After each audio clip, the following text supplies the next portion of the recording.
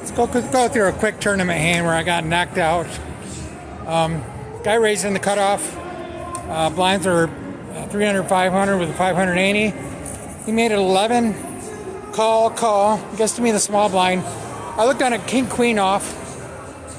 I feel like this is a good squeeze spot. Usually I'll want to be suited, but these guys ranges are so wide on these silly $100, $200 buy-in tournaments that I think a squeeze is a good idea here to try to thin the field. I make it 5,200 and I get two callers. The initial raiser and then the guy who flatted, which by the way is horrendous. Flop comes queen 5-3, a rainbow. I have king queen. Good board for me. There's probably close to 20,000 in the pot, and I only got about 30 behind at this point. I started out with like 37, so I ended up betting only 5,200 because it's a pretty dry board, and I want calls from like nines, tens, a weaker queen. So I bet the initial raiser folded, and that I had 3-bet, and the flatter had called. Turn was 7, which brought in a straight draw, and I felt like you have to think about sizing here on what your opponent can have.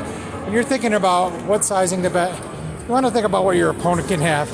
I want him to call, and I'm kind of in a way ahead, way behind situation. However, if I bet a reasonable smaller sizing, I could still get called by weaker queens and possibly like tens or nines and a hand like that. And if he raises me, I can think about folding. So I bet 15,000, and he calls pretty quickly. Problem with doing this is I feel like he might as well just take it down on the turn when the pot's this big. Kind of a tournament thing. Although I like my thought process. Maybe in a tournament I could think about jamming just to take it down. Although with the straight coming in on the turn, I don't know. I really like my sizing because then if he jams, I can easily fold. He's not jamming with the worst queen. So I in this particular case, I like my sizing because the straight had come in. So anyway, the river was a ace, offsuit ace, and I only have 15,000 behind. I'm going to put it in. I just feel like, another straight draw comes in, but I wasn't thrilled about that river. I thought maybe it could have hit him somehow with 2-pair or something, but I'm not sure. Maybe I could have checked and check folded, as crazy as that sounds. Probably would have been the play. But I ended up just putting in the other 15,000. He calls me quickly. He has an ace-5. So he called me all the way down with nothing but a pair of 5s. And then hit 2-pair on the river. And then I'm like, why did you call me? He's like, well, I thought you had absolutely nothing.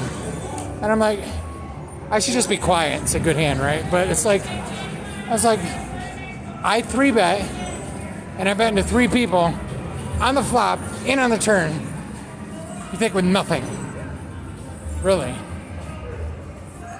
I mean, it's just, the play is so bad. And it's just, when you get such bad players, the variance sometimes just goes through the roof because they just get lucky on you too much. I mean, I had a tournament last week where guy min raised to 2,000, 500,000, and multiple callers, of course, kind of typical. And then it gets down to me on the bottom with pocket kings. And I shove with 40,000, with 40 bigs, thinking that looks kind of bluffy, like I have ace king or something, or ace queen, ace 5 suited. I don't know. I want action there. I just kind of jammed, making it look like I don't have as strong as a hand as I do.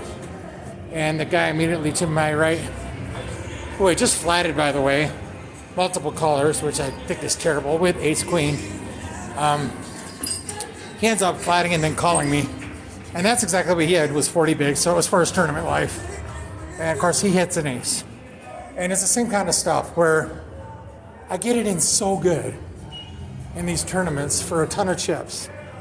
And it's just boy, does bad play just get rewarded over and over. And it gets really tilting because I almost wish I was playing. I mean, I do honestly in these tournaments. A lot of times, wish I was playing against people that at least had somewhat of a clue, so that I didn't get as unlucky. Because if people are better players, you know, they know to fold at certain obvious spots, and yeah, you wouldn't have so much variance. So it's just brutal when you play against uberfish in these tournaments.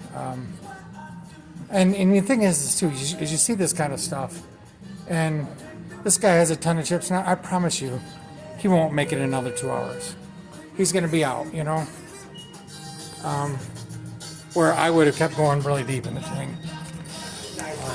So tournaments, low levels can be very tilting because of how lucky people can get. Just yeah, what are you gonna do?